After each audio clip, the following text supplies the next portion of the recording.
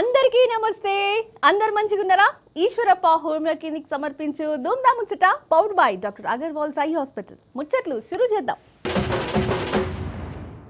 ఒకటో విడత, రెండో విడత, మూడో విడత, అన్ని విడతల బీఆర్ఎస్ జోరు.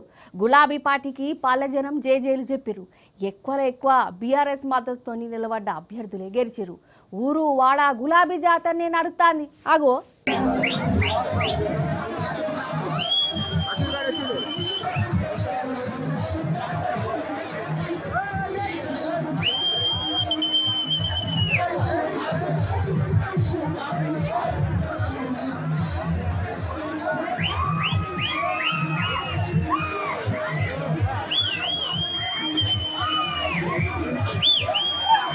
అగో చూస్తురా, ఊర్ల గులాబీ జాతరనే నడుస్తాంది పోరి. బీఆర్ఎస్ మద్దతు ఇచ్చిన అభ్యర్థుల పల్లజనం పంటం కట్టిరు. జనం గుండెలల్లా బీఆర్ఎస్ పార్టీకే జాగ ఉండదని మల్లో మల్గా రుజువైంది.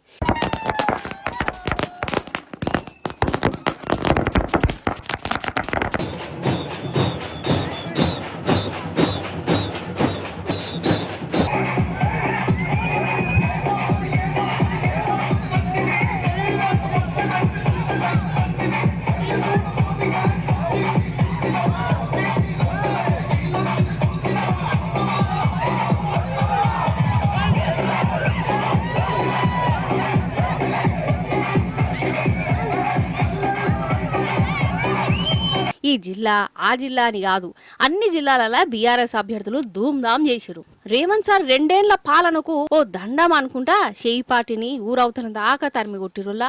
ఫస్ట్ విడతలగంతే, రెండో విడతలగదే, మూడో విడతల కూడా బీఆర్ఎస్ జోరు నడిచింది. అటు షేయి పార్టీ వాళ్ళు పైసలు వంచినా, ఓటర్లను బెదరగొట్టినా, బీఆర్ఎస్ లీడర్ల మీద దౌర్జన్యాలు దాడులు చేసినా గులాబీ పార్టీ గెలుపును అప్పుడు ఎవ్వల తరంగాలి.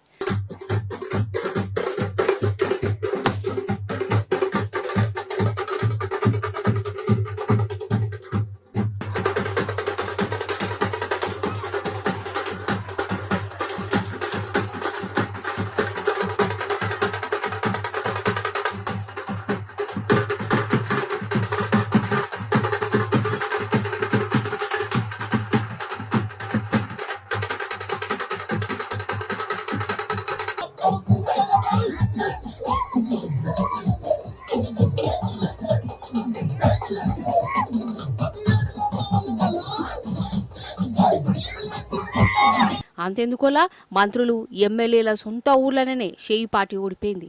అంటే చూడు, జనం ఈ కాంగ్రెస్ పాలన మీద, ఈ లీడర్ల మీద ఎంత గరం మీద ఉన్నారో. మరి కాంగ్రెస్ పార్టీ కూడా కొన్ని జాగ్రత్తలే గెలిచే కదా అని అనవచ్చు, వాస్తవమే. కానీ అది ఒక గెలుపుగానే కాదని అంటారు. ఎందుకంటే ఇప్పుడు అధికారంలో ఉన్నది షేయి పార్టీ. లెక్కకైతే అధికారంలో ఉన్న పార్టీనే జనాలు గెలిపిస్తారు.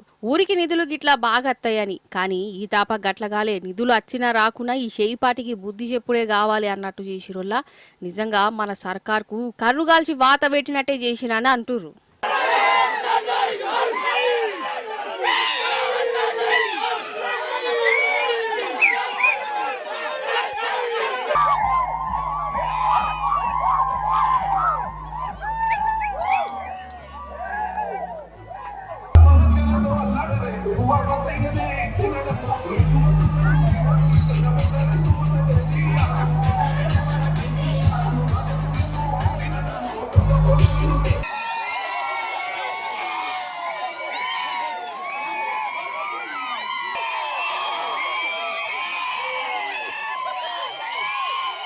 అన్నట్టు సర్పంచ్ ఎలక్షన్ల ప్రచారంలో పోటీకి దిగిన అభ్యర్థులు ఎన్నో ముచ్చట్లు చెప్పారు కదా.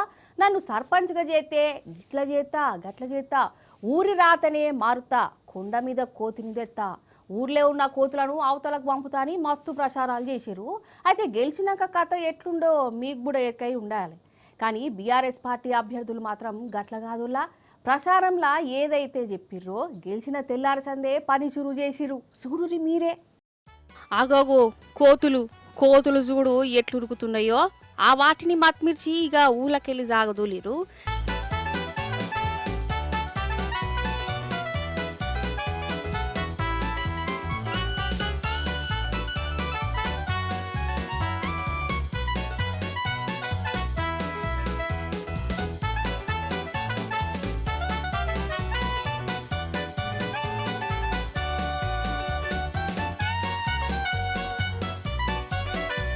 అయితే సిరిసిల్ల జిల్లా ఇల్లంతకుంట మండలం కందికట్టుకూర్లనుల్ల బీఆర్ఎస్ తరఫున సర్పంచ్గా నిలబడ్డ విజయమ్మ నన్ను గెలిపితే ఊర్ల కోతుల బాధ లేకుండా చేస్తా అని ఊరి జనానికి మాటిచ్చింది. ఇక జనం కూడా ఆమెను గెలిపించారు.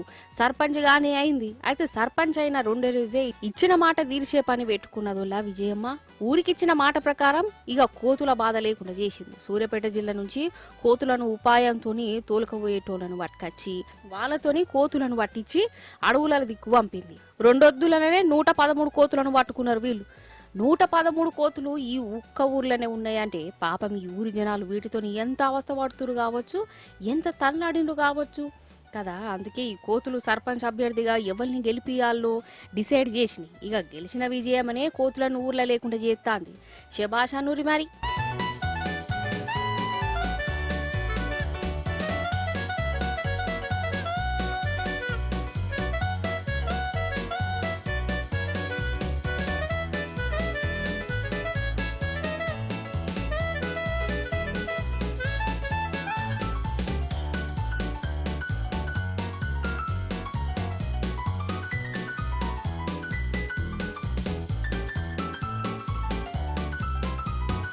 ఇప్పుడు దొంగల ముచ్చట్లు చెప్పుకుందాం. ఈ కంతిరి దొంగలు మళ్ళొచ్చిరు. మరి వాళ్ళ గురించి చెప్పుకోకుంటే ఎట్లా? మరి వాళ్ళు చేసిన ఘనకార్యమేందో చూద్దురట గాని. చీకటి పడ్డది, ఎవ్వరు తొవ్వల వాళ్ళు పోతురు. అగు ఇటు చూడుర్రి, వెనక 2 బండ్లు వస్తాయి కదా, అటెంకేమైందో చూడాలి మీరు.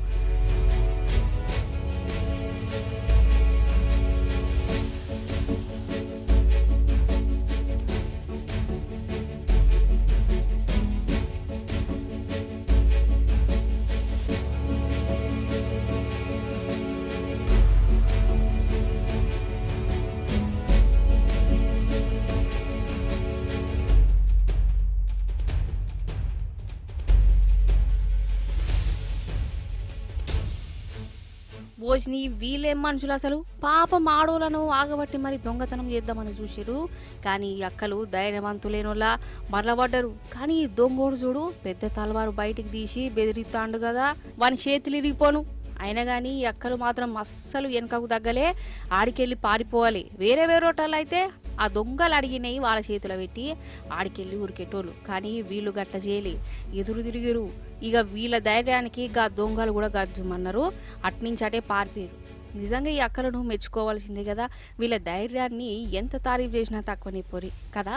అన్నట్టు ఇది ఏడు జరిగిందో చెప్పలే కదా, మన కాడ కాదులేరి, గా పంజాబ్ రాష్ట్రం లూధియానాలో జరిగింది.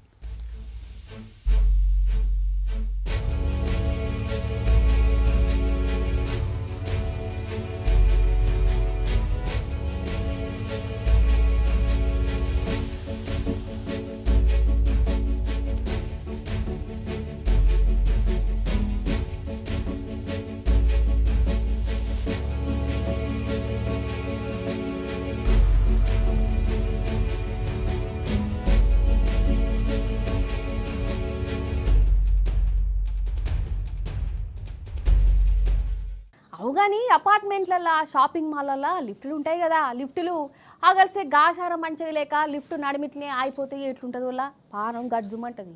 ఇగో అప్పుడప్పుడు ఈ లిఫ్టులు ఎస్కలేటర్లు జనాలను ఆగం కూడా చేస్తాయి. ఇగో ఇట్లా జై జై ఇదేదో ఆటల పోటీలు అనుకోగలగా, ఇంత ఆటలు కాదు, నవ్వులు కాదు. జరంతైతే పానాలు పోవు. బతుకు జీవుడా నీ కడుపు సల్ల ఉండ అనుకుంటా అవతల పడ్డాడు. ఇక ఒక కాలేజీలనుల్లా ఎస్కలేటరు ఇంట్లో ఉన్న పోరలు గిట్లా ఆగం పట్టించింది. కరెంట్ ఎక్కువైందో లేకుంటే తీగలు దిగిలియో మనకు తెలియదు కానీ ఉన్నట్టుండి ఆ ఎస్కలేటర్లు బుల్లెట్ బండి లెక్కనే ఉరికిందోలా. ఇక అన్నున్నోళ్ళది ఒక భయం కాదు, ఇక సచ్చిండ్రా దేవుడా అనుకున్నారు. ఇంకా నయం ఎవరికి ఏం కాలే, వాళ్ళని జరంత స్పీడ్గానే దించింది. ఇక ఎస్కలేటర్ దిగినాక వీళ్ళ భయం చూడాలి. ఇక జిందగీలో ఈ ఎస్కలేటర్లు లిఫ్టులు ఎక్కనే ఎక్కం పో అని అంటుర్రోలా. బంగ్లాదేశ్లో ఉన్న ఒక పెద్ద కాలేజీలో జరిగింది ఇది. ఇక కానీ ఏ మాట కామాటనుల్లా ఈ లిఫ్టులు ఎస్కలేటర్లు అప్పుడప్పుడు బాగా ఎటమటం చేనుల్లా. అవి ఎన్నడూ ఆగుతాయో ఎట్లా ఇరికిస్తాయో ఏం అర్థమే కాదు అసలు.